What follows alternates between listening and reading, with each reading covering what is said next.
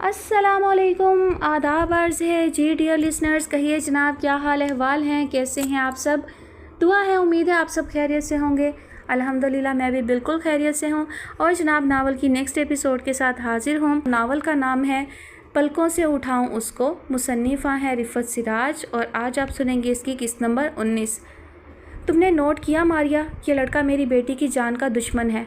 अगर इस लड़के ने यह ड्रामा ना किया होता तो आज अर्शिला कितनी खुश नज़र आ रही होती अपने पार्टनर के साथ। कुछ कह सुन लेती तो आज की सुबह वो खिलते गुलाब की तरह तरोताज़ा नज़र आती और उसे खुश देखकर मुझे कितनी एनर्जी मिलती। समीना हैरत अंगेज़ तौर पर छड़ी के सहारे चलती हुई अनेक्सी तक चली आई थी।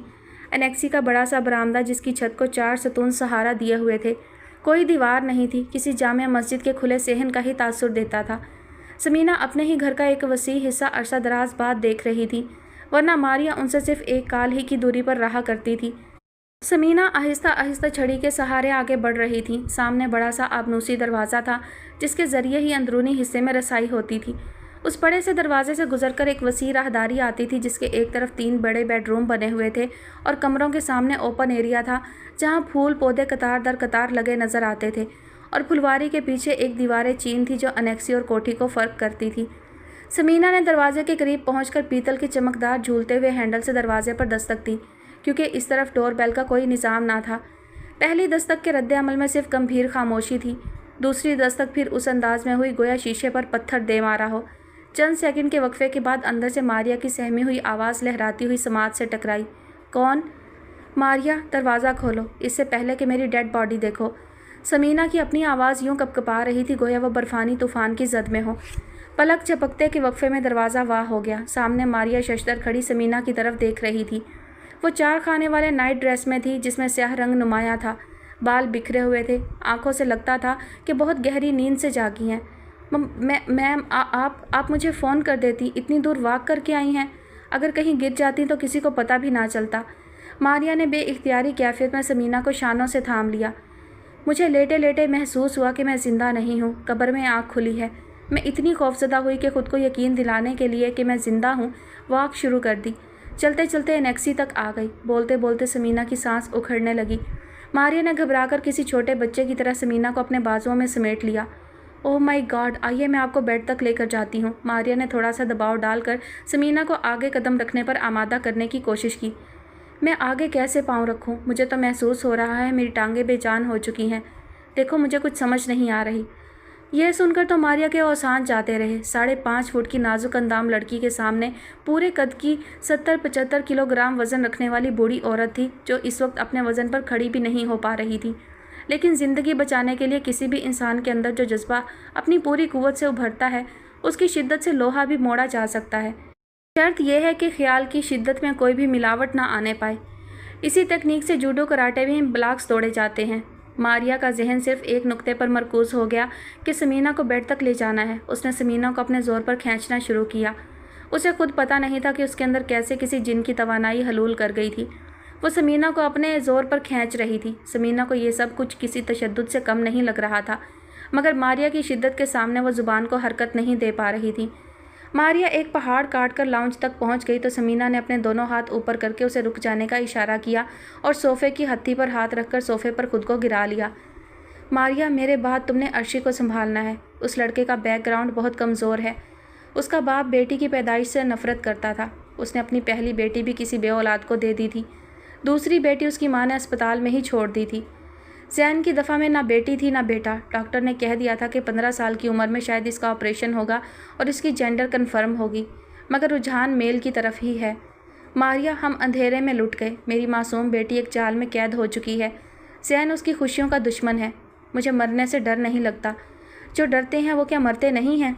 समीना हिज़यानी अंदाज में बोलती जा रही थी। मुँह से थूक उबलने लगा था और मारिया का ये हाल था कि खड़े खड़े बेवज़न हो रही थी। कुछ देर पहले की फौलादी कुव्वत किसी नादीदा रास्ते से माया बनकर बह गई थी। उसके जिस्म पर हल्की हल्की कपकपी तारी थी।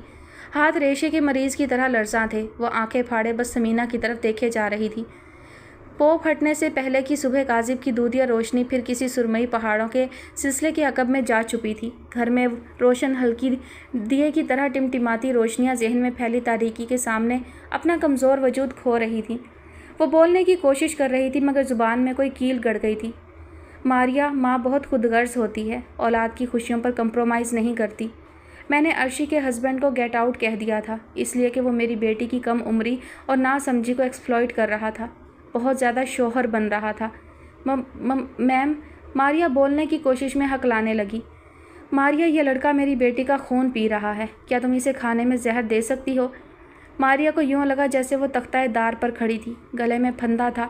جلاد نے لیور گھمایا، پاؤں تلے سے تختے ہٹ گئے اور اس کا جسم پھندے کے ساتھ چھولنے لگا۔ محل جیسے بڑے بڑے گھروں میں کتنی خاموشی سے آسیب پلنے لگتے ہیں، ایک دوسرے کی خوابگاہوں کے بیچ آسیب پلتے ہیں، ایک دوسرے سے ملنے کے لیے پہلے ان سے گزرنا ہوتا ہے، ملاقات سے پہلے حال بدل جاتے ہیں۔ ہزاروں گز کے رقبے پر پھیلا یہ محل نما گھر، جس میں معصوم خوابوں کے دفینے تھے، نامرادیوں کے ماتم تھے، ہیرے جواہرات، پونڈز، ڈالرز، یورو، دینار اور درہم کے سانپ بچھو تھے۔ اس پرتعیش گھر میں سبھی کچھ تھا، جہاں کسی شہزادی کی میزبانی بھی کی جا سکتی تھی، اگر نہیں تھا تو روحانی سکون نہیں تھا، بے ساختگی سے ہمکنار مسرتیں نہیں تھیں۔ دور کسی مسجد میں فجر کی پہلی اذان شروع ہوئی تو ماریہ چونکی، کھڑے کھڑے اتنا وقت گزر گیا۔ سمینہ کی سانس دھونکنی کی طرح چل رہی تھی۔ فجر کی اذان شروع ہو گئی۔ میم، صبح ہو گئی۔ اس نے بدقت چند الفاظ ادا کیے۔ سمینہ کی بند آنکھوں کے پپوٹوں میں جنبش ہوئی۔ نماز پڑھو گی؟ جی میم، میں اور امی روزانہ اس ٹائم اٹھ جاتے ہیں، پہلے میں امی کو وضو کراتی ہوں، پھر خود نماز پڑھتی ہوں۔ ماریہ اب سنبھل رہی تھی۔ اذان کی آواز کی مقناطیسیت نے اس کی روح کو نئے سرے سے توانائی دینا شروع کر دی تھی۔ اذان کے ساتھ دوسری مساجد سے بھی اذانیں شروع ہو گئیں۔ اب کئی مسجدوں کی ملی جلی اذانیں گونجنے لگیں، کہیں اللہ اکبر، کہیں حی علی الصلاۃ، کہیں حی علی الفلاح، کہیں الصلاۃ خیر من النوم۔ آپس میں گڑبڑ ہو رہے تھے، مگر اس کا اثر یہ تھا کہ پچھلے پہر کی وحشتوں سے نجات مل گئی تھی۔ میرے پیرنٹس نے تو کبھی مجھے جائے نماز پر کھڑا نہیں کیا، کیونکہ ان کا زیادہ وقت غیر مسلم بزنس پارٹنرز کے ساتھ گزرتا تھا۔ پارسی، یہودی، عیسائی، سکھ، ہندو، کمیونسٹ، یہ ہمارا سرکل تھا۔ مگر میں نے نماز شروع کی جب عرشی پاگل ہونے کے قریب تھی۔ میں ساری رات اس کے بیڈ کے ساتھ جائے نماز بچھا کر اللہ سے باتیں کرتی تھی۔ پھر پتہ نہیں کیا ہوا، میں نے اللہ سے باتیں کرنا چھوڑ دیں۔ اس کا مطلب یہ بھی ہو سکتا ہے کہ اللہ نے مجھے پسند نہیں کیا، کیونکہ میں نے سنا ہے کچھ لوگ پیدائشی دوزخی ہوتے ہیں۔ سمینہ نے آخری الفاظ سرگوشی کے انداز میں ادا کیے تھے۔ ماریہ تو یہ سن کر کھڑے کھڑے بچوں کی طرح بلک بلک کر رونے لگی۔ نو میم، نو، اللہ کا دوسرا نام محبت ہے۔ اللہ کے پیار کے سہارے تو ہمارا وقت گزر رہا ہے، اسے سزائیں دینے کی کوئی جلدی نہیں ہوتی۔ میں اتنی مشکل زندگی گزار رہی تھی میم کی حد نہیں، مگر اللہ سے دعا کرتی رہتی تھی۔ دیکھیں، پھر اللہ نے ارشیلا میم سے ملا دیا، ہر طرح کی آسانی دے دی۔ میں تو رات سونے سے پہلے شکرانے کے 2 نفل لازمی پڑھتی ہوں۔ اللہ کو شکر گزاری بہت پسند ہے نا۔ اب ماریہ فرش پر 2 زانوں بیٹھ گئی اور سمینہ کا ہاتھ تھام لیا اور پیار سے دبانے لگی۔ اس کا مطلب ہے کہ ہم کچھ تو اچھے ہیں نا، ہماری وجہ سے ماریہ کمفرٹیبل فیل کرتی ہے۔ سمینہ کے انداز میں اس بچے کی سی بے ساختگی تھی جس کو مایوسی کی انتہا پر اچانک من پسند کھلونا مل گیا ہو۔ آپ لوگ تو بہت گریٹ ہیں میم، آپ دوبارہ اللہ سے باتیں کرنا شروع کر دیں، پھر کبھی بھی آپ تنہائی میں نہیں ڈریں گی۔ اچھا، پھر تو شاید میرا ہسبینڈ بھی ڈسٹرب نہیں کرے گا، اکثر وہ آ کر مجھ سے باتیں کرنا شروع کر دیتا ہے۔ اب جو چلا گیا وہ چلا گیا، اب اسے نہ بزنس سرکل میں موو کرنے کی ضرورت ہے، نہ لوگوں کو ڈنر پر انوائٹ کرنے کی۔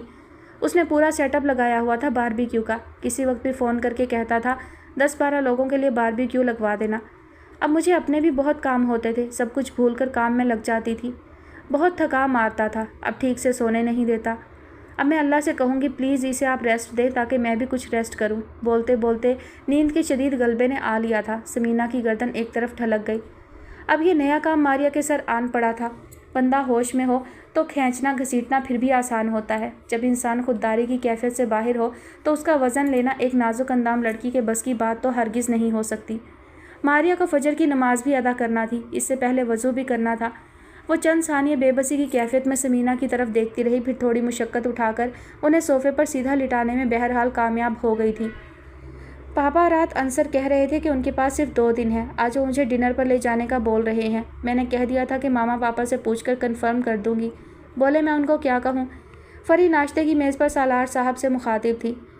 سارا کچن میں سالار صاحب کے لیے ان کی خاص کافی تیار کرتے ہوئے سب کچھ سن رہی تھی۔ فری کی بات پر وہ خاصی بے چینی محسوس کرنے لگی، وہیں سے کچھ کہنے کا ارادہ کیا، مگر پہلو میں کھڑے شیف کی طرف دیکھ کر خود کو روک لیا اور تندہی سے کریم کافی مکسر میں ڈال کر کافی تیار کرنے میں جٹ گئیں۔ سالار صاحب کبھی کبھی ناشتے میں کافی لیتے تھے، خاص طور پر جب رات کو دیر سے سوتے تھے اور نیند پوری نہیں ہوتی تھی۔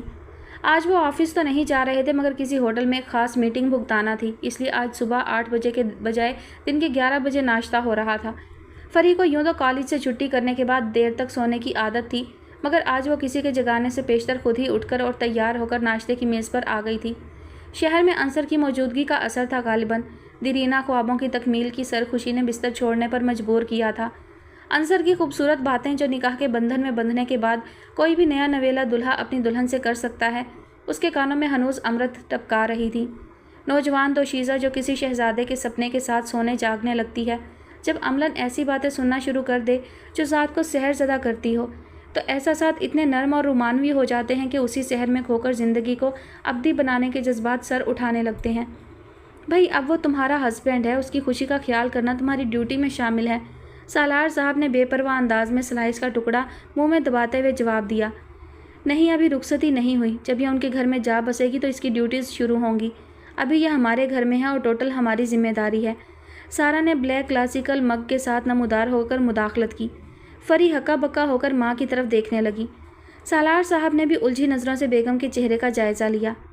جب تک نکاح نہیں ہوا تھا ذمہ داری بھی ہلکی تھی، مگر اب بہت احتیاط سے کام لینا ہوگا۔ آج کل کے لڑکے بہت شارپ اور اویئر ہیں، چھوٹی چھوٹی باتوں سے فائل بنا لیتے ہیں، اور تم کسی بھی وقت جو دل میں آتا ہے بول پڑتی ہو۔ فری نے رد عمل میں باپ کی طرف شکایتی نظروں سے دیکھا۔ عنصر سے میں نے گھنٹوں باتیں کی ہیں پاپا، نکاح تو کل ہوا ہے، انہوں نے کل سے پہلے فائل نہیں بنائی ہوگی۔ ماما کو تو بس کوفت کی شدت کے سبب فری نے جملہ ادھورا چھوڑ دیا۔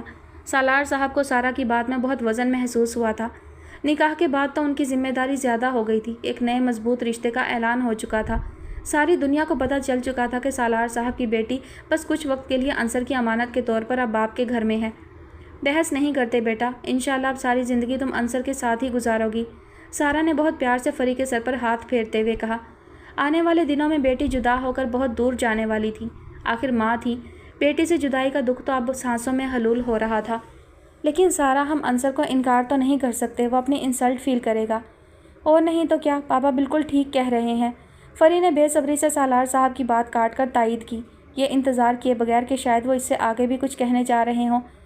آپ کی بات بالکل ٹھیک ہے، میرا مطلب بھی یہی ہے کہ فری کو ہم منع نہیں کر رہے، مگر میں فری کو کچھ دیر ساتھ لے کر بیٹھوں گی، اور یہ بات کرنے کا مقصد ہی یہ تھا کہ فری کو احساس دلایا جائے کہ بات سیدھی سادھی نہیں رہی، ذمہ داری بڑھ گئی ہے۔ سارا نے بہت متانت سے کہا۔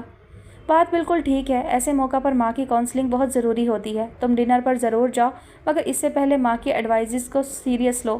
سالار صاحب بیوی سے غیر فطری اختلاف نہیں کر سکے۔ فری نے ایک گونا سکون کا احساس کیا، وہ تو سمجھ رہی تھی کہ سارا اسے ڈنر پر جانے سے روکنے کے لیے پوری زور آزمائی کریں گی۔ اوکے، مجھے تو ڈنر پر جانا ہے، ماما 2 گھنٹے کاؤنسلنگ کریں۔ I am ready mama. Free اب کھلکھلا کر ہنس پڑی۔ تمہاری ماما کی ڈیوٹی بہت سخت ہے بیٹا، اسے تمہارے باپ کو بھی سنبھالنا ہے، تمہیں بھی سنبھالنا ہے، تمہارے میاں کو بھی سنبھالنا ہے۔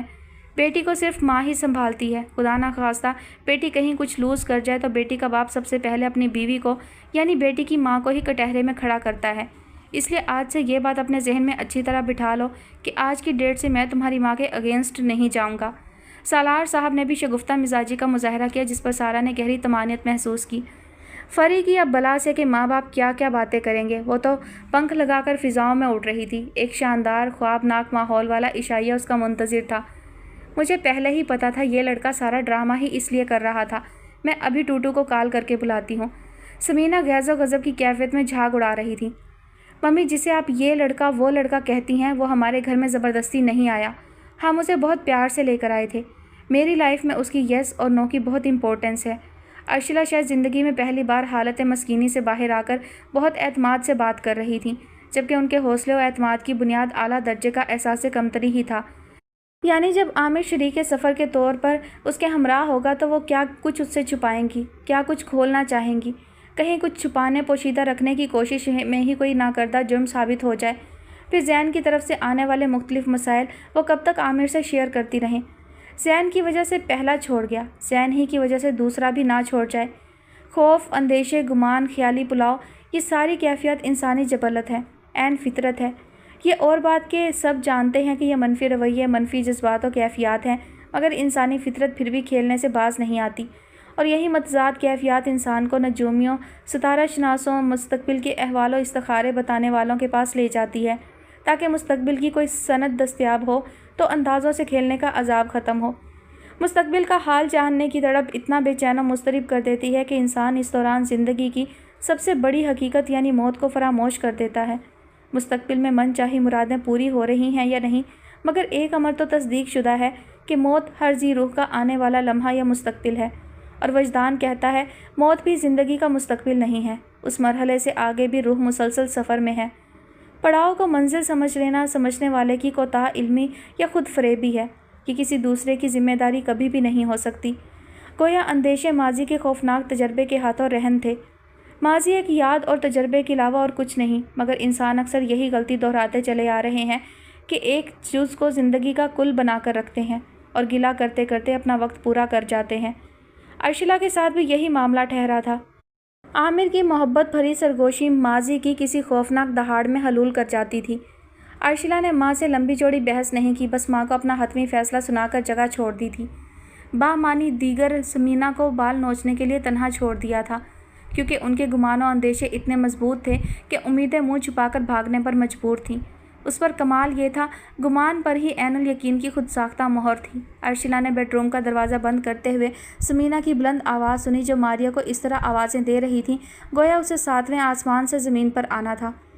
شمسہ فریج کھولے قدرے پریشانی کی کیفیت میں جائزہ لے رہی تھی۔ سارا نے صاف ستھرے ڈبوں میں کھانا پیک کروا دیا تھا جو ابھی تک جوں کا توں رکھا ہوا تھا۔ رات گھر واپس آئیں تو واصف سوتا ہوا ملا تھا۔ صبح وہ چائے اور 1 کپ کیک کا ناشتہ کر کے یوں گھر سے نکلا تھا جیسے کسی تعقب کرنے والے سے جان بچا کر بھاگ رہا ہو۔ شمسہ نے بھی اس کے انداز دیکھ کر اپنی طرف سے کوئی بات شروع نہیں کی تھی۔ کچھ دیر پہلے واپس آیا تو یہ کہہ کر شاور لینے چلا گیا کہ اس نے کیفیٹیریا میں بڑا ہیوی قسم کا برگر کھا لیا تھا، اس لیے اسے بھوک نہیں ہے۔ شمسہ نے ایک ڈبے سے تھوڑا سا مٹن کڑاہی نکال کر گرم کر کے اپنا کام تو کر لیا تھا، اب یہ سوچ رہی تھی کہ اتنا اچھا کھانا فریز کر دیں یا ماسی کو دے دیں جو سپہر 3 بجے کے قریب آ کر گھر صاف کرتی تھی۔ شمسہ کے ہاں شروع سے ماسی کا یہی وقت مقرر تھا، کیونکہ وہ خود 2 بجے تک گھر آتی تھی، کھانا کھا کر ظہر پڑتی تھی، اس کے بعد ماسی آ جاتی تو اس سے گھر صاف کرواتی تھی۔ گھر میں 2 جانیں ہوتی تھیں، گھر تو 24 گھنٹے ہی صاف رہتا تھا، مگر گرد مٹی صاف کرنے کا کام تو اپنی جگہ رہتا تھا۔ یہ بیف بریانی بہت مزے کی بنی ہوئی ہے، تمہارے رات کے کھانے کے لیے گرم کر دوں گی، یا کچھ اور کھانا چاہتے ہو تو بتا کر جانا۔ اتنا کھانا رکھا ہوا ہے، اپنے لیے تو میں کچھ نہیں بناؤں گی۔ شمسہ نے ادکھلے دروازے سے واصف کو شرٹ پہنتے دیکھ کر موقع سے فائدہ اٹھایا۔ صبح میں نے فریج میں بہت سارے ڈبے دیکھے تھے ماں، آپ فریز کر دیں اور فری کی رخصتی کا کھانا آنے تک کھاتی رہیں۔ واصف نے شرٹ نیچے کی طرف کھینچتے ہوئے ادکھلے دروازے سے جھانک کر ماں کو سرد لہجے میں جواب دیا۔ شمسہ کو لہجے سے ہی فیصلہ کرنا آسان ہو گیا کہ اس وقت جواب نہ دینا ہی مکمل جواب ہے۔ وہ بنا کچھ بولے فریج کا دروازہ بند کر کے اپنے کمرے کی طرف بڑھ گئیں۔ میں تو خود یہ سب ساتھ لانا نہیں چاہتی تھی، مگر بھابھی کو منع کرنے کی ہمت بھی نہیں تھی۔ وہ آہستگی سے دروازہ بند کرتے ہوئے خود ہی سوچ رہی تھی، مگر واصف کو کسی قسم کی لفظی صفائی دینے کا سوچ بھی نہیں سکتی تھی۔ یعنی تم نے ایک جنٹل مین کو تماشا بنا کر رکھ دیا اور پرواہ بھی نہیں کی؟ ٹوٹو نے ارشلا کے کمرے میں گھستے ہی راشن پانی لے کر ارشلا پر چڑھائی کر دی تھی۔ پلیز ٹوٹو، ایموشنل ہونے کی ضرورت نہیں۔ عامر بالکل پرفیکٹ ہیں، وہ جس سے بھی شادی کریں گے وہ لکی ہوگی، انہیں لائف پارٹنر بہت آسانی سے مل جائے گا، لیکن زین کو کچھ ہوا تو میں خود کو کبھی معاف نہیں کر سکوں گی۔ بولتے بولتے ارشلا کی آنکھیں نم ہونے لگیں، آواز بھر آ گئی۔ ٹوٹو پر ارشلا کی بے بسی کا خاطر خواہ اثر ہوا، وہ خود بخود نرم پڑ گئی اور آگے بڑھ کر ارشلا کا ہاتھ اپنے ہاتھوں میں لے کر دبایا۔ ڈارلنگ، زین ینگ ہے، اسے بس کاؤنسلنگ کی ضرورت ہے، شاید وہ تمہارے دور ہونے کے خیال سے خوفزدہ ہو گیا ہے، اسے کنوینس کریں گے تو وہ ہو جائے گا۔ مجھے پتہ ہے تم بہت جلد خوف میں مبتلا ہو جاتی ہو، لائف میں ہر چیز بغیر اسٹرگل کے نہیں ملتی، بہت محنت کرنا پڑتی ہے۔ ٹوٹو اب بہت محبت سے سمجھا رہی تھی۔ نو، وہ بہت ایموشنل ہے، ایک غلط کام کر کے اسپتال پہنچ گیا، اب میں کوئی رسک نہیں لوں گی، ابھی تک بھی تو گزر ہی رہی تھی نا۔ ارشلا پر ٹوٹو کے دلائل بالکل بے اثر نظر آئے، بغیر وقفے کے ٹکا سا جواب دے دیا تھا۔ ٹوٹو کے ہاتھوں کی گرفت ڈھیلی پڑنے لگی اور ارشلا کا ہاتھ ان کی اپنی گود میں یوں جا گرا جیسے ساحل کی ریت ہاتھوں سے پھسلتی ہے۔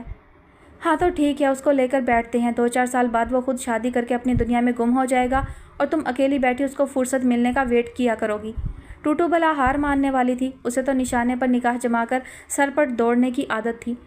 کوئی شیورٹی نہیں ہے، 2 سال پہلے اس کا بہت پرفیکٹ چیک اپ ہوا تھا، مگر اس نے آپریشن کا سنتے ہی مجھے کہا کہ مام میں کوئی رسک نہیں لوں گا، ابھی میں ٹھیک ہوں، خوش ہوں، اگر آپریشن کے بعد مجھے ڈس اپوائنٹمنٹ ہوئی تو میں خود کو شوٹ کر لوں گا۔ ٹوٹو، میں نے یہ بات تم سے بھی شیئر نہیں کی اور ممی سے بھی چھپائی، ممی تو شاید پھر اسے اس گھر میں رہنے ہی نہ دیتی۔ Let's see Tutu, Zain innocent ہے، وہ زبردستی کر کے ہمارے گھر میں نہیں آیا۔ مجھے اپنی گود میں ایک ہنستا کھیلتا شیرخوار چاہیے تھا۔ ہم جلدی میں تھے کیونکہ ہم عیش اور آرام کے عادی لوگ ہیں، محنت سے بھاگتے ہیں، روٹین کا آرام نہ ملے تو نوکروں پر غصہ اتارتے ہیں۔ ہم زین کو لے کر آئے تھے، ہم نے اسے کہا کہ تم ہماری اولاد ہو۔ اس سارے قصے میں اس کا قصور کیا ہے؟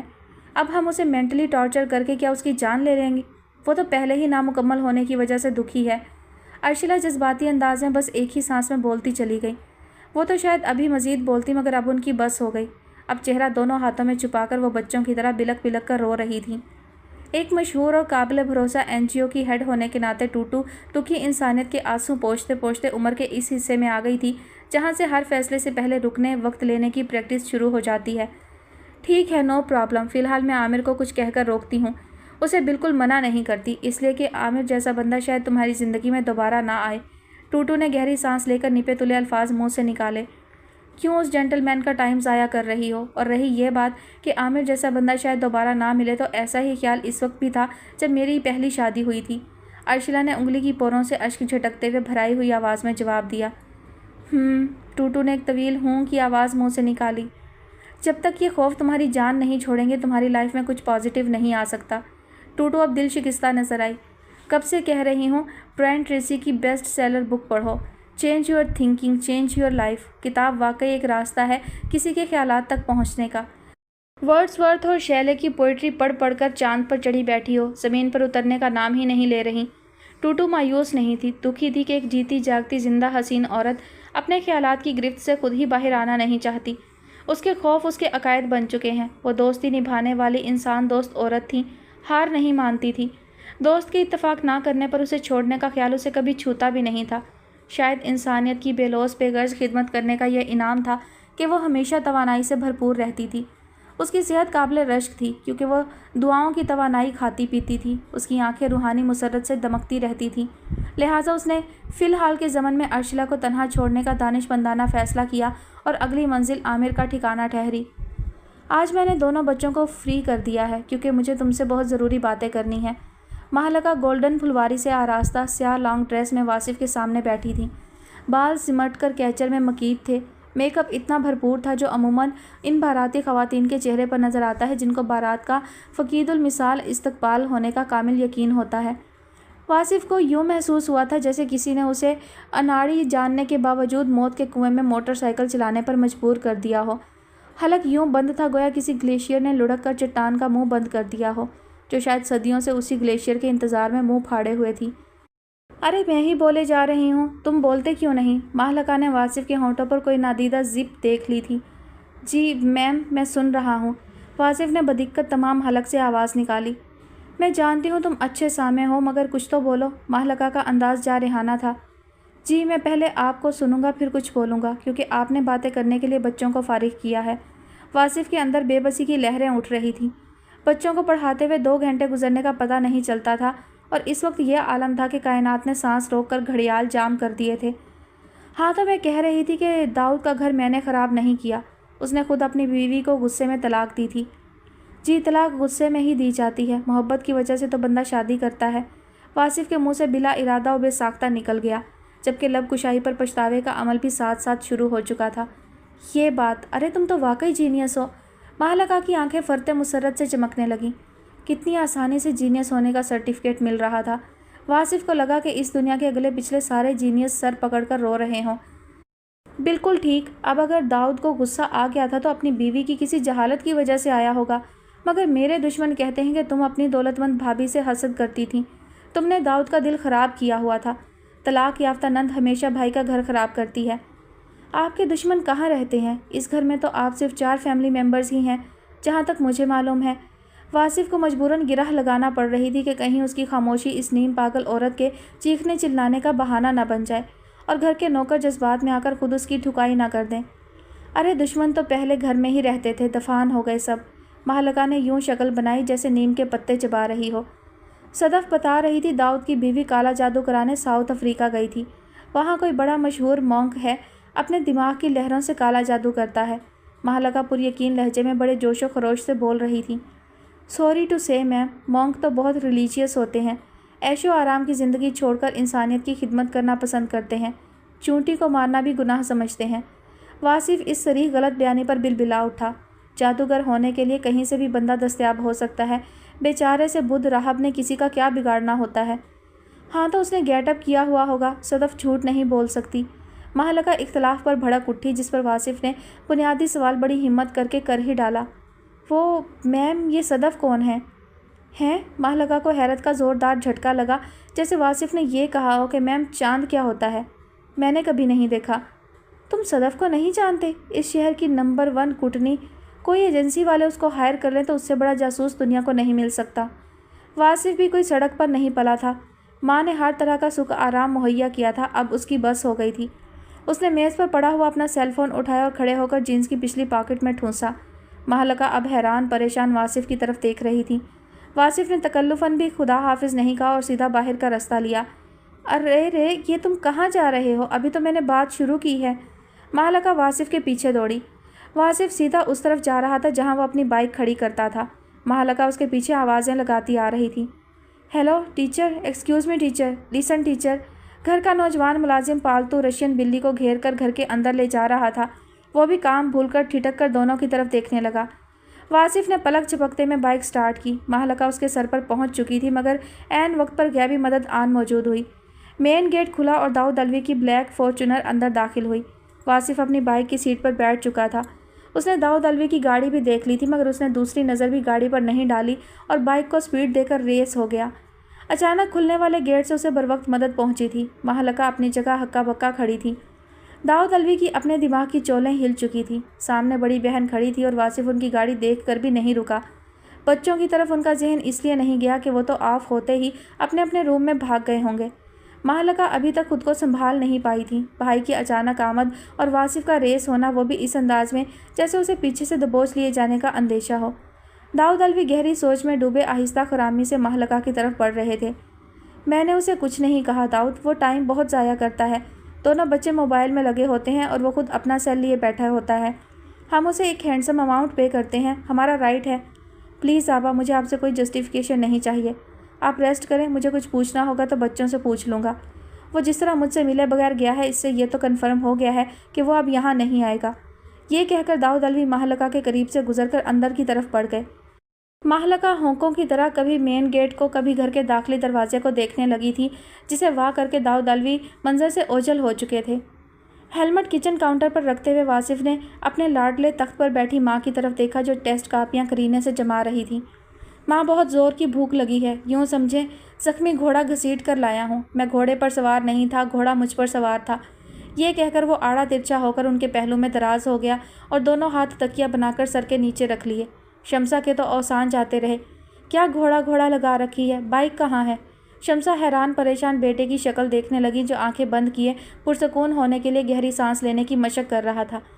یہ بائک ہی میرا اولڈ ہارس ہے ماں، CD70 گھس کر CD35 ہو چکی ہے اور میں اسے 125 کی طرح گھسیٹ کر لایا ہوں۔ یہ کہہ کر اس نے دونوں کانوں کو چھو کر گویا توبہ استغفار کی۔ شمسا کی حیرانی گہرے تفکرات میں بدلنے لگی۔ جب سے واصف نے بائک چلانا شروع کی تھی، آج پہلی بار وہ اس حال میں داخل ہوا تھا کہ اپنے آپ میں دکھائی نہیں پڑ رہا تھا۔ حواس کا نظام بے ترتیب تھا۔ پہلے میں تمہارے لیے کھانا گرم کرتی ہوں، پھر پوچھتی ہوں کہ آخر مسئلہ کیا ہے، شمسا نے تخت سے اترتے ہوئے خود کلامی کے انداز میں کہا۔ میں بچا کچا کھانا نہیں کھاؤں گا، اگر کچھ نہیں بنایا تو 2 کباب فرائی کر کے سینڈوچ بنا دیں، اتنی دیر میں شاور لے کر فریش ہوتا ہوں۔ اور ہاں، وہ ایک جھٹکے سے اٹھتے ہوئے شمسا سے مخاطب ہوا۔ شمسا پلٹ کر سوالیہ نظروں سے بیٹے کی شکل دیکھنے لگی۔ آج کے بعد میں ماموں کے گھر نہیں جاؤں گا، جان چھوٹی میری۔ یہ کہہ کر وہ کھڑا ہو گیا اور ہاتھوں کو حرکت دے کر جم والی مشق کرنے لگا۔ کوئی نئی بات کرو، یہ تم مجھے پہلے بھی کہہ چکے ہو، شمسا نے آف موڈ میں اور قدرے اداس ہو کر جواب دیا۔ میں سالار ماموں کی بات نہیں کر رہا ہوں ماں، عالی شان کے ماموں کی بات کر رہا ہوں۔ میں وہمی تو نہیں ہوں، مگر یہ ماموں لوگ مجھے راس نہیں آتے۔ شاید کوئی تایا چچا ہوتا تو ستارے میچ کر جاتے، مگر وہ تو نصیب میں ہی نہیں تھے۔ واصف ماں کو موموں میں الجھا کر اپنے کمرے تک بولتا چلا گیا۔ اب شمسا کو واضح محسوس ہو رہا تھا کہ اس وقت واصف کی ذہنی حالت متوازن نہیں ہے، اور جب اس نے عالی شان کے ماموں کی بات کی تو وہ اندازے لگانے کے لیے آزاد ہو گئیں کہ ضرور وہاں کچھ ہوا ہے، مگر بے چینی کی انتہا پر انہیں صبر سے کام لینا تھا۔ ویسے بھی شریف بھوکے کو آزمانے سے منع کیا گیا ہے۔ وہ فریزر کا دروازہ کھول کر افسردہ نظروں سے شادی کے کھانے والے ڈبے دیکھتے ہوئے اپنے ہاتھ کے بنائے ہوئے کباب نکالنے لگیں۔ फरी को तो यूं लग रहा था कि अंसर के साथ गुजारे हुए 3 घंटे 3 पल की तरह गुजर गए। बेहद रोमानवी माहौल में किया जाने वाला डिनर एक सुनहरी याद की तरह महफूज हो चुका था। आज अंसर ने उसे शरीके सफ़र होने का मजबूत एहसास दिया था। उसकी तैयारी को बेहद सराहा था। रॉयल ब्लू फ्रॉक जिस पर फेरोजी रेशम और सीक्वेंस का काम हुआ था, उस पर बहुत उठ रही थी। उस पर फेरोजी रॉयल ब्लू बॉर्डर वाला बड़ा सा दुपट्टा जो वह बमुश्किल संभाल पा रही थी, बहुत कमाल लग रहा था। नीलम स्टोन लॉकेट टॉप सेट ने जीनत में 4 चांद लगा दिए थे। सारा की सख्त हदायत के जेर असर उसने अंसर से बहुत मोहतात बातचीत की थी। अंसर इस एहतियात को ताल्लुकात का नया मोड़ तस्वुर कर रहा था। अरे हमारे घर तो गेस्ट आए हैं, फरी ने अपने घर के गेट से बाहर फॉर्च्यूनर से दाऊद अलवी को उतरता देखकर बेसाख्ता अंदाज में कहा। अंसर ने भी फॉर्च्यूनर के पीछे अपनी गाड़ी रोकते हुए दाऊद अलवी की तरफ देखा। ऑब्वियसली अंकल से ही कोई मिलने आया होगा। लेट आवर्स में कोई इमरजेंसी हो गई है शायद। अंकल की सीट ही ऐसी है, वो किसी को भी अचानक से याद आ सकते हैं। अंसर ने हंसते हुए चाबी घुमाकर इंजन बंद किया। फरी ने गाड़ी से उतरते उतरते पलटकर और मुस्कुराकर अंसर की तरफ देखा। अभी आप रुकें, मैं गेस्ट से पता करूं किससे मिलने आए हैं, क्योंकि मैं इनको पहली बार देख रही हूं। बंदा बड़ा शानदार है, वेरी हैंडसम, अंसर ने विंड स्क्रीन के पार दाऊद अलवी की तरफ देखकर सराहने के अंदाज में कहा। फरी उतरकर दाऊद अलवी की तरफ बढ़ी जो केबिन की खिड़की की तरफ झुके गार्ड से बात कर रहे थे।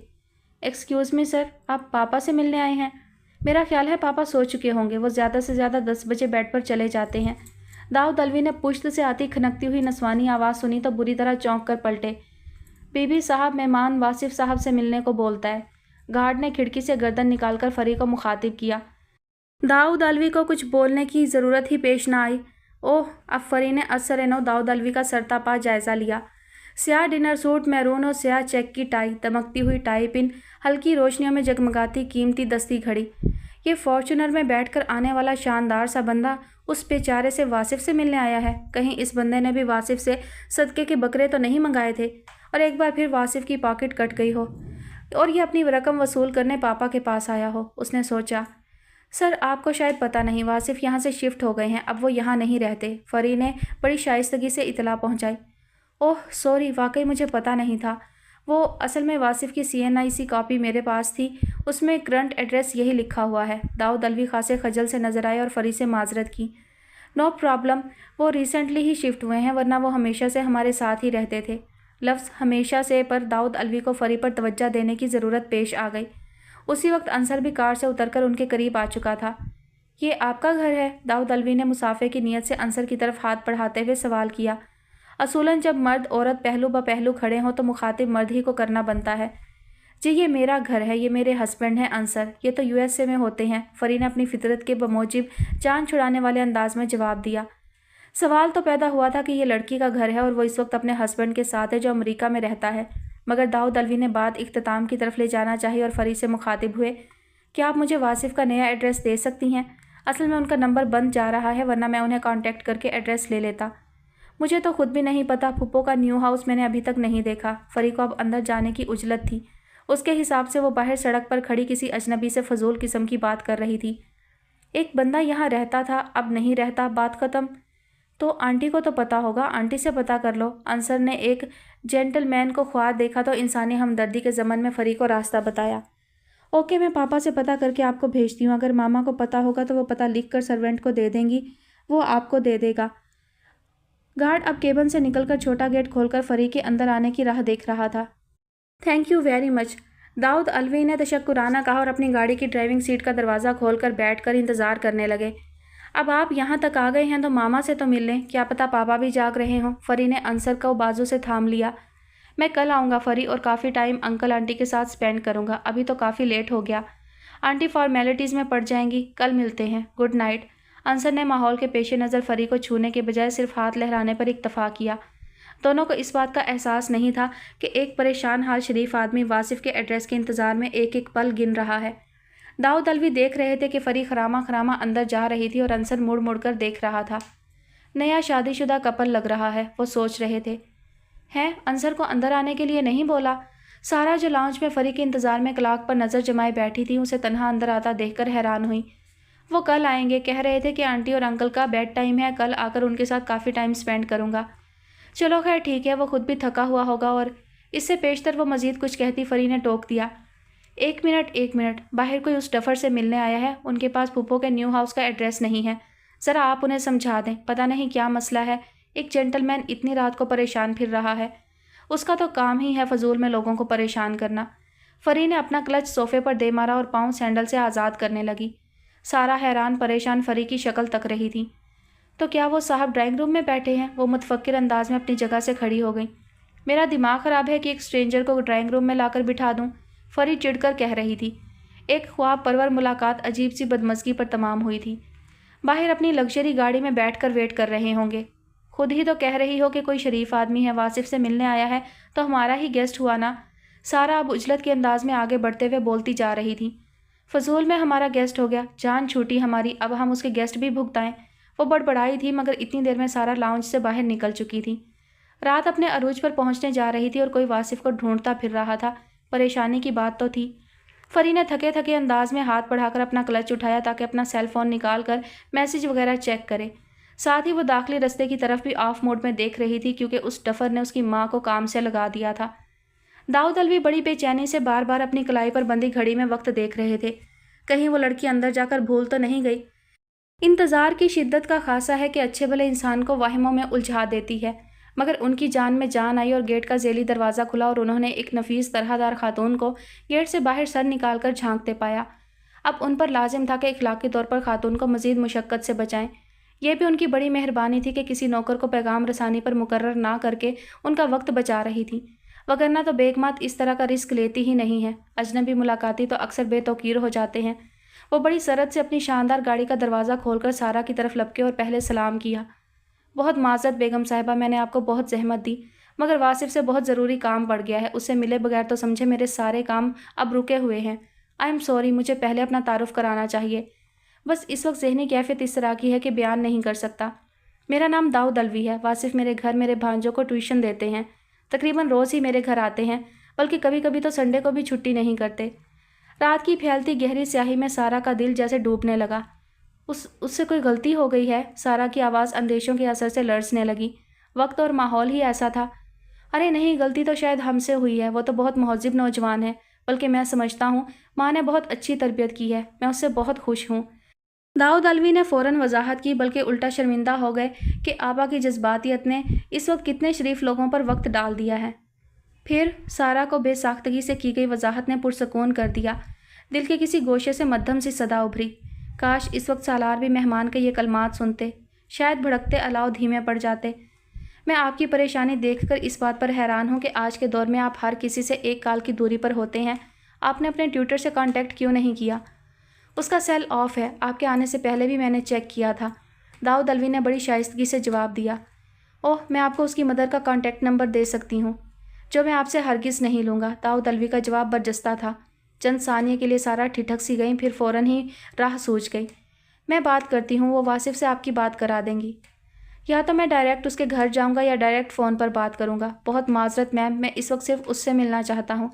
अगर आपको कोई शक है तो मैं आपको अपना विजिटिंग कार्ड दे रहा हूँ। दाऊद अलवी कोट की जेब से अपना वॉलेट निकालने लगे। ओह प्लीज़, मुझे शर्मिंदा ना करें, बल्कि मज़ीद शर्मिंदा ना करें। आपको तकल्लुफ़न भी अंदर तशरीफ़ लाने के लिए नहीं कहा, क्योंकि मुझे लगा आप बहुत जल्दी में हैं। आप मुझे अपना विजिटिंग कार्ड ज़रूर दीजिए। मैं अंदर जाकर आपको वासिफ के घर की लोकेशन सेंड करती हूँ। सारा बहुत मोहतात अंदाज में बात कर रही थी। गार्ड भी अपनी गन कांधे पर लटकाए सारा और दाऊद अलवी के करीब करीब ही टहल रहा था, बल्कि किसी तफ्तीशी अफसर की तरह वक्फे वक्फे से टिकटिकी बांधकर दाऊद अलवी को घूरने लगता था, क्योंकि दाऊद अलवी घर के मकीनों के लिए ही नहीं, गार्ड के लिए भी 100% अजनबी थे। दाऊद अलवी ने अपना मुनफरिद सा फाइल नुमा छोटा सा कार्ड सारा की तरफ बढ़ाया। मैं वासिफ की मामी हूँ। सारा ने कार्ड लेते हुए छोटा सा तारुफ भी करा दिया। जी, मुझे अंदाज़ा हो गया था, क्योंकि आपकी साहबजादी वासिफ की मदर को पुप्पो कह रही थी। उसने खड़े खड़े इतनी सारी बातें कर लीं। सारा ने सोचा, मगर कुछ बोले बगैर शाइस्तगी से हाथ के इशारे से खुदा हाफिज़ कहकर घर के अंदर चली गईं। दाऊद अलवी अपनी शानदार गाड़ी में बैठकर मुतरद्दद नजर आए कि क्या इस वक्त वासिफ के घर जाना मुनासिब होगा। हाँ, बाज़ औक़ात 5 मिनट की ताख़ीर से ऑपरेशंस नाकाम भी हो जाते हैं और मसीहा और लवाहकीन यही सोचते रह जाते हैं कि सिर्फ 5 मिनट की ताख़ीर ही तो हुई थी।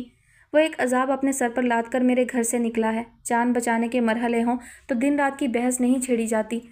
उन्होंने सेल फ़ोन सामने रख दिया ताकि मैसेज नोटिफिकेशन मिलते ही रास्ता सीधा करें। अंदर की बेकरारी से निजात पाने के लिए पुरानी गज़लें प्ले कर दी। फरीदा खानम की आवाज़ के झरने बहने लगे, जिसका आखिरी शेर तो दाऊद अलवी की सारी ज़िंदगी समेट लेता था। एक और दरिया का सामना था मुनीर मुझको। मैं एक दरिया के पार उतरा तो मैंने देखा। उसी लम्हे मोबाइल की स्क्रीन रोशन हुई। उन्होंने जल्दी से फ़ोन उठाकर देखा। सारा ने लोकेशन भेज दी थी और ये मंजिल का संगे मील थी। लोकेशन से उन्होंने अंदाज़ा कर लिया था कि इस वक्त वो साफ रोड पर ड्राइव करेंगे।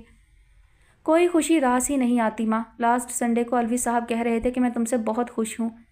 मुझे लग रहा है कि मैं तुम्हारी मेहनत का पूरा हक अदा नहीं कर रहा। आइंदा से तुम्हें 40 नहीं 50,000 पे करूँगा। माँ, इतना हौसला कोई कोई करता है। लोगों का तो बस नहीं चलता कि ट्यूटर को सिर्फ बाइक में पेट्रोल दिलवाने के पैसे दें। 10 घर देखे हैं मैंने।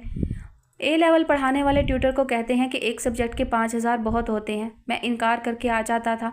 खाना खाकर वासिफ ने जी भरकर भड़ास निकाली। महलका ने तो 5 मिनट में उसके सर की दही जमा दी थी।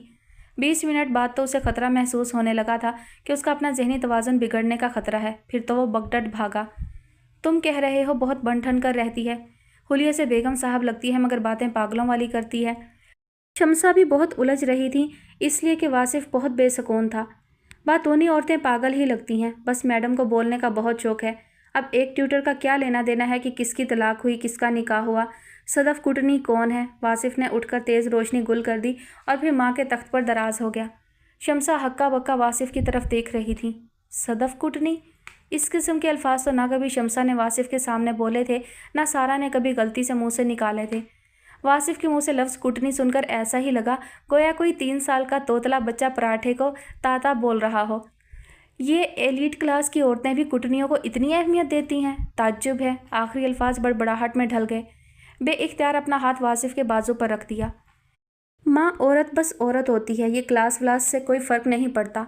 आप ज़रा नेट पर जाकर अपनी मरहुमा सिस्टर की हिस्ट्री चेक करें। वासिफ ने झल्ला कर जवाब दिया।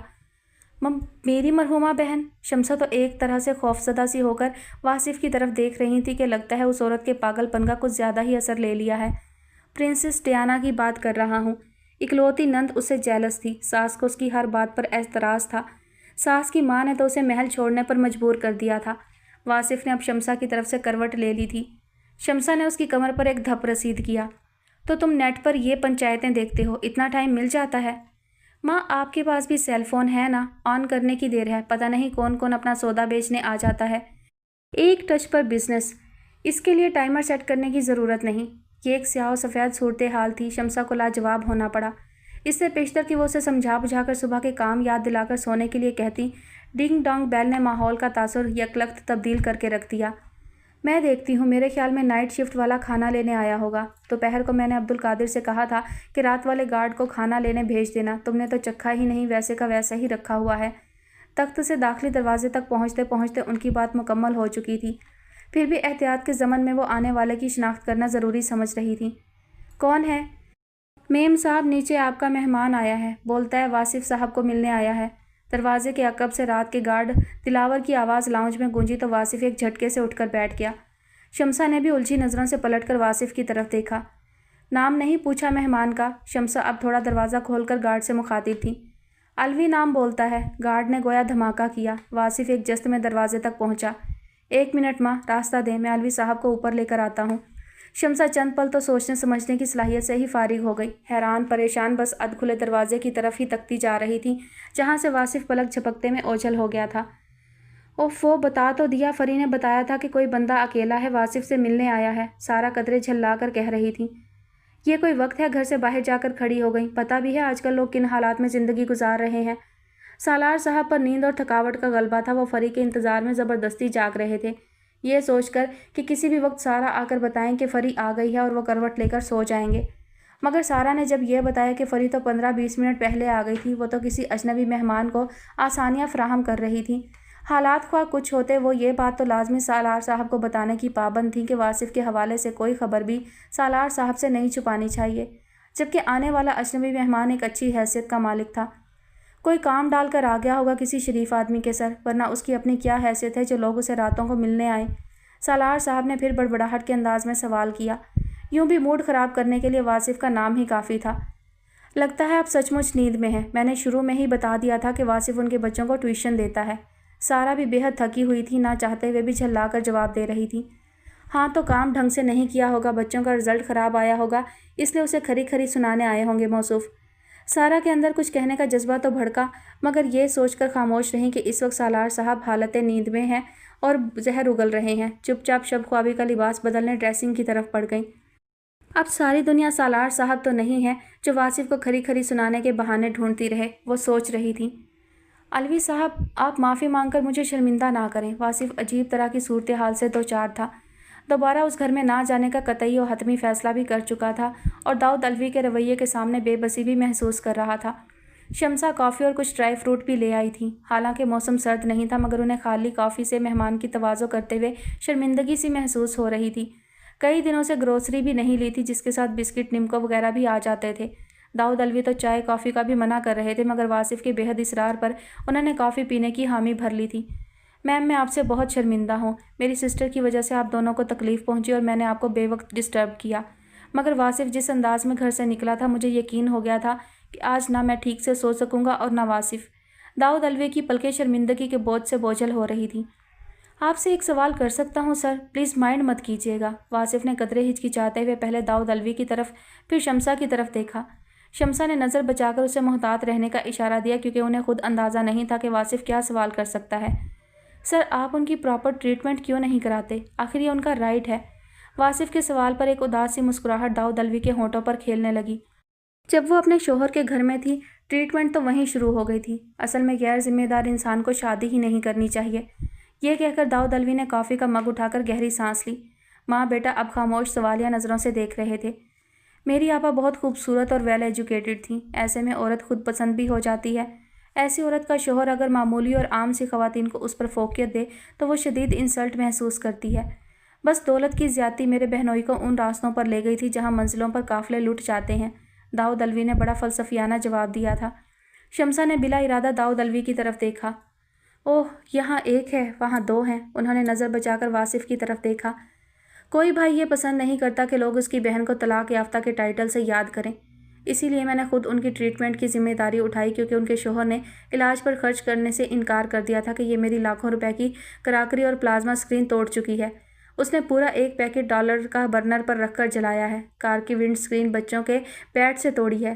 ساتھ ہی انہوں نے مجھے کئی بار شکر ادا کرنے کا کہا کہ شکر کرو میں نے اتنا نقصان برداشت کیا اور تمہاری بہن کو شوٹ نہیں کیا۔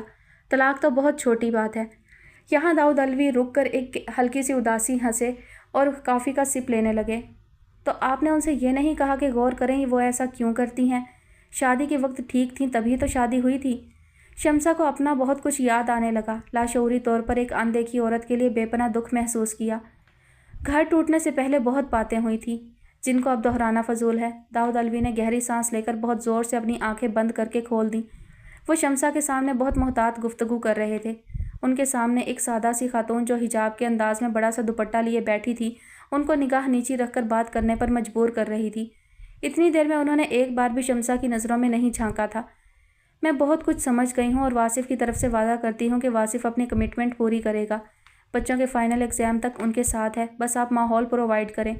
شمسا کو اندازہ تھا کہ واصف اس وقت فیصلہ سازی کے تقاضوں سے بہت دور ہے اور رات کے اس پہر بات کو سمیٹنے کا راستہ اختیار کرنا چاہیے، جبکہ شمسا کی بات پر واصف نے الجھی ہوئی نظروں سے ماں کی طرف دیکھا بھی تھا۔ تھینک یو ویری مچ، لیکن مجھے اور آپ کو واصف پر پریشر نہیں ڈالنا چاہیے۔ جی سر، میں تھوڑا سا سوچ کر جواب دوں گا، پلیز آپ مجھے تھوڑا سا وقت دیں۔ گویا واصف نے ایک طرح سے شمسا کی بات کو غیر مؤثر بنا دیا تھا، جس پر شمسا نے اچھی خاصی بے چینی اور شرمندگی محسوس کی تھی۔ میں سمجھ رہا ہوں، مگر میں ایک سولوشن ساتھ لایا ہوں، وہ آپ پر ہے کہ آپ اتفاق کریں یا انکار کر دیں۔ شمسا اور واصف قدرے متفکر دکھائی دیے، مگر خاموش رہے اور داؤد الوی کے بولنے کا انتظار کرنے لگے۔ اگر آپ کی روٹین ڈسٹرب نہ ہو تو عالی شان اور عالیجہ آپ کے گھر آ سکتے ہیں، ان کے پاس کار بھی ہے اور ڈرائیور بھی۔ تجویز معقول تھی، مگر گھر میں وقت کا تعین کرنا بھی ایک کام تھا، کیونکہ شمسا کے اپنے لگے بندھے معمولات تھے۔ وہ واصف کی طرف دیکھنے لگیں جو خود بھی تردد میں پڑ گیا تھا۔ ٹھیک ہے، آئیڈیا تو اچھا ہے، مجھے فیور بھی کر رہا ہے، لیکن میں کل ہی آپ کو حتمی بتا سکتا ہوں۔ اوکے جینٹل مین، اب مجھے اجازت، اب آپ بھی سکون سے سوئیں اور میں بھی فل ریسٹ کروں گا۔ داؤد الوی نے یکلخت سیٹ چھوڑ دی۔ یار، گھر بدلا تھا تو کم از کم مجھے تو بتا دیتے، میری وجہ سے بلا وجہ کچھ شریف لوگ ڈسٹرب ہوئے۔ داؤد الوی نے مسافہ کرتے ہوئے بایاں ہاتھ بڑی اپنائیت سے واصف کے دائیں شانے پر رکھ کر دبایا۔ آپ وہاں کس سے ملے؟ واصف کی آنکھوں کے تاثرات بدلنے لگے۔ بھائی، وہ تمہاری نئی شادی شدہ کزن اپنے ہسبینڈ کے ساتھ واپس اپنے گھر آئی تھی، سٹائل سے تو یہی لگ رہا تھا کہ اوکے رائٹ سر، چلیے میں آپ کے ساتھ نیچے چلتا ہوں۔ شاید پہلی بار واصف نے داؤد الوی کو بڑی جرت سے جملہ مکمل کرنے سے روک دیا۔ پلک جھپکنے کے دورانیے سے بھی کم عرصے کے لیے داؤد الوی نے واصف کی طرف دیکھا، پھر سینے پر ہاتھ رکھ کر مؤدبانہ انداز میں شمسا کو گویا خدا حافظ کہا اور آگے بڑھ گئے۔ واصف نے پیروی کی۔ شمسا خالی خالی آنکھوں سے کافی مگ کی طرف دیکھتے ہوئے سوچ رہی تھی جو کچھ دیر پہلے داؤد الوی کے ہاتھوں میں تھا۔ بہن کی تو سنا دی، یہ شریف آدمی خود بھی تو اکیلا ہے،